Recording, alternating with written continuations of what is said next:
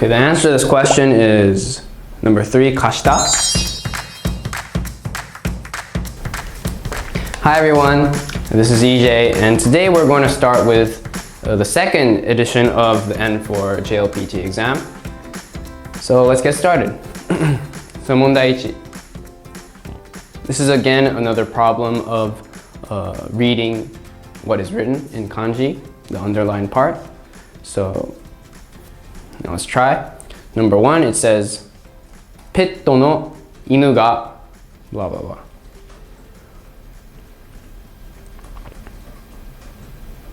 Okay. The answer to this question is number 1, 死んだ. Pretty sad, but this means die. This means died. Da. So it's past tense. So the number 1 would mean that the pet dog died, and for other ones it says for number 2 it says 転んだ.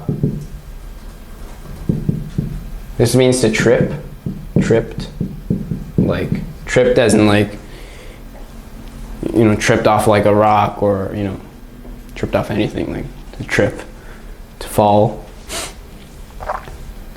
Kanda is to bite. So kamu.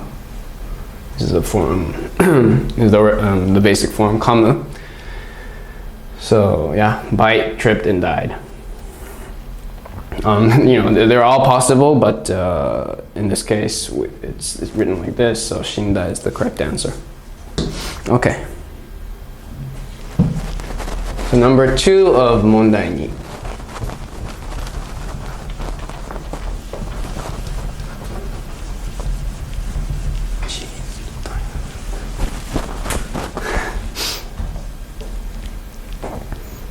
It says 彼にペンを blah blah blah. Can't remember. Okay, the answer to this question is number 3, 貸した. Kashita means to lend.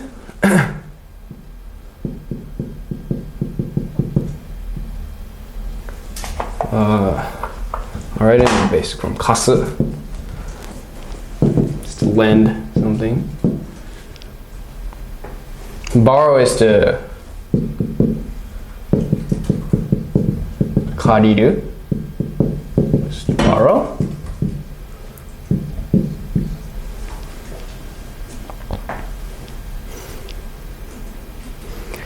And in this case, you might have answered number 2, because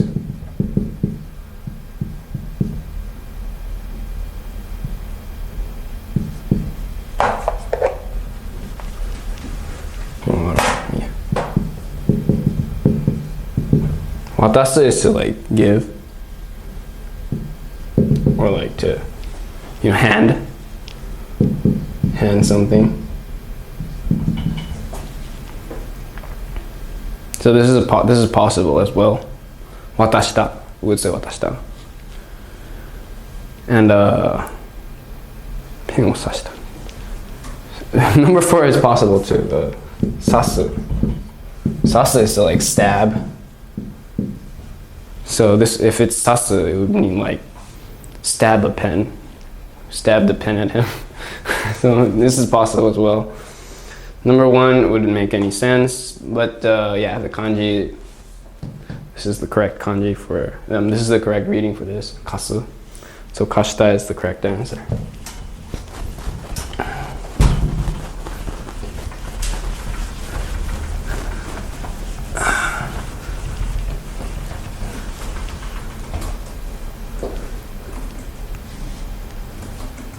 Okay, 問題2.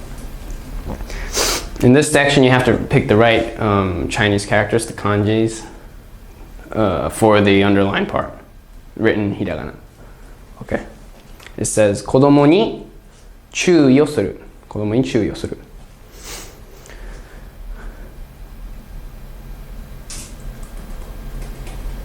Okay, the answer to this question is number 4. It can be all read as chui, by the way. chu or naka. Chu, or it could be written naka. This means middle or in something, like naka ni iru toka. So it's in something. We can use it that way. So this is frequently used too. I think you've seen this kanji as well. Or yeah.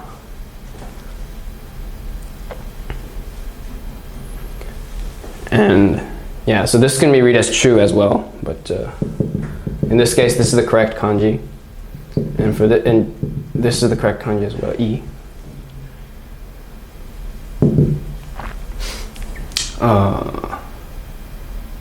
By the way, this could be read as I too.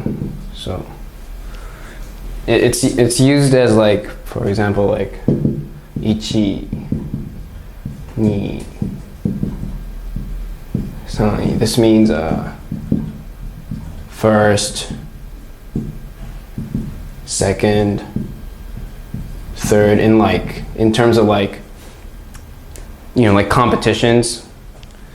You know, if there's like a racing competition, the person who's first would be called ichi, and then the second person would be ni, and the third person would be sai. So that's how you would use this kanji, but yeah, the correct answer is chui, this kanji.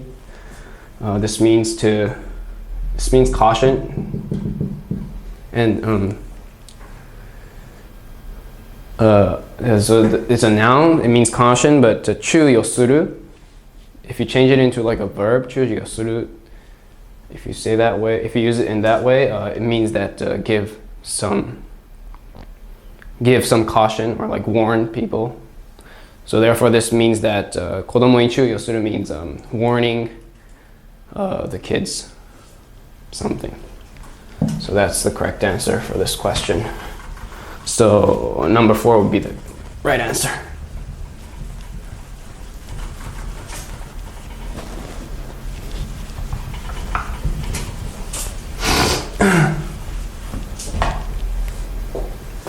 Okay, number 2. 今日は医者と会う。今日は医者と会う。医者 is for doctors, it means doctor. And the answer is this. Oh,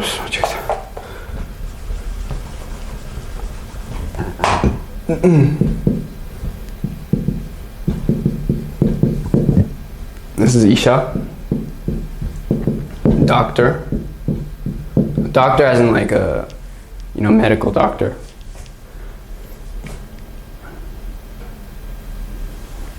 Yeah.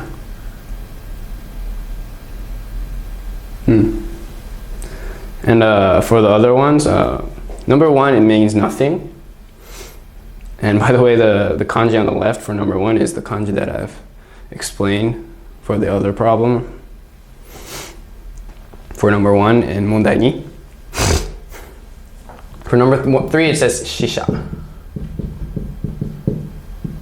Pretty similar, like how you read it, shisha.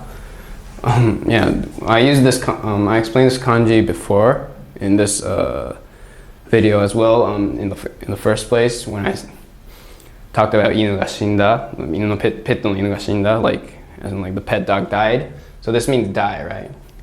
So sha. So this means a dead person. Dead person or corpse. For number 4, it says kisha.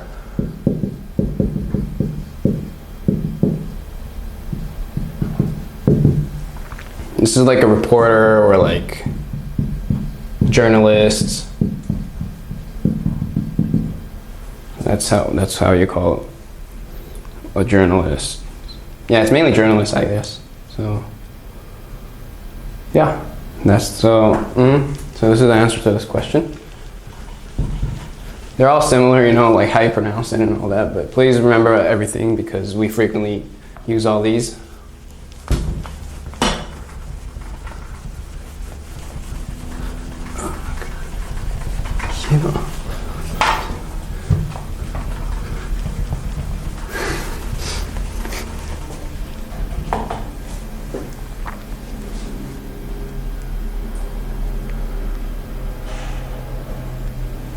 Okay, now let's get into 問題3。田中さんはいつも blah blah blah サッカーをしています。So you have to fill in the brackets now. Fill in the bracket now. 田中さんはいつも blah blah blah サッカーをしています。The answer to this question is 3. 熱心に。熱心に means like with enthusiasm.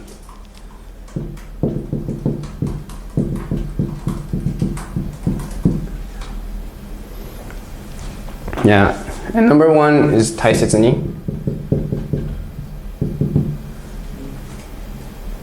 大切に is like a phrase when you use like 大切にする is like to, you know, like protect it and like make sure it doesn't break or anything. So like, for example, you'd say like 親からのプレゼントを大切にする. So like the presents, the gifts that you keep it like protected and all that for the presents that is given from the parents. That's what I just said in Japanese. Okay. まっすぐに. まっすぐに is like really straight. It means really straight. So like this is a まっすぐな線. まっすぐな線 is a straight line. It means straight line. So まっすぐに means straight. And 大事に is really similar to this. 大切に. It's really hard to explain in English, but it's really to like care about something. Like you can use it for like people too, like 親を大事にする. So I mean really care for and like protect your parents. That'll mean that way. Like 大切に is similar. Has a similar meaning too. Frequently used phrase, please remember, you know, it's something, I think it's really like Japanese, you know, these words, because we have the culture of like really caring about things, I believe. Okay. Number 2 of 問題3. Another fill in the bracket question. 明日は母とご飯を食べる blah blah blah がある。明日は母とご飯を食べる。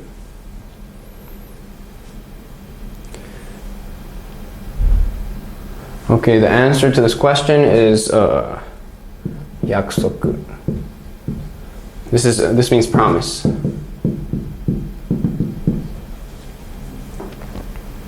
It's pretty weird if I like translate it into English, like the whole sentence. Like it means tomorrow I have a promise. So like you know, like, but it's a noun. So like some like promised like event or things like that. So that's how you use 約束. For number 1, it says 相談. So this is the answer to this question. This means that this person has promised with his mother to eat tomorrow. With this person's mother. Sorry. 相談 is like is to like discuss. 相談する would be to discuss. 相談 is like a discussion. More like, yeah, it's like a discussion. But like it's more something more like personal. Like you would 相談する for like an advice from someone, and like you talk about more like a casual thing. It's not like a discussion in like, you know, workplaces and all that. It's not a meeting, but yeah, that's how we use 相談. 用意 is to get ready, to prepare. And yeah, 挨拶 is to greet someone. Greeting someone.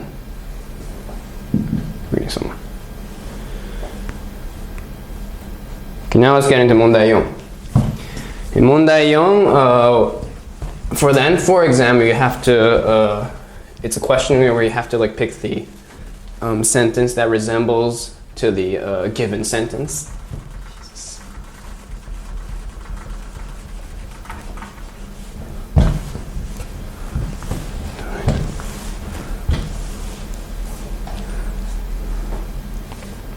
So number 1, it says 丁寧に書いてください。丁寧に書いてください。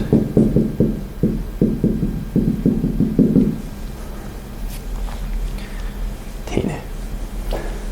丁寧 means like carefully and like, I mean cleanly. So yeah, I'm gonna get right into the answer. It's きれいに. This is like cleanly and like carefully write. Please, this means please carefully write, and this means きれいに書いてください.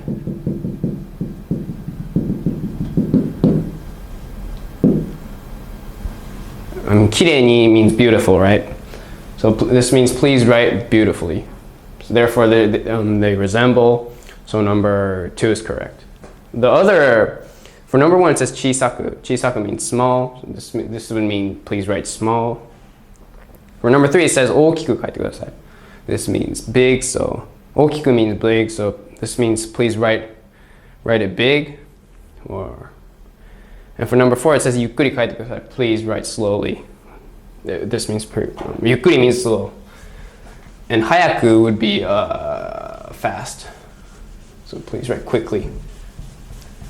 Would be 早く書いてください. Okay. So number 2 of 問題4, the last video for this, the last problem for this video, says 寝坊してしまいました. In this question, you're going to have to know what 寝坊 means. The answer to this question is number 1. 起きるのが遅くなってしまいました。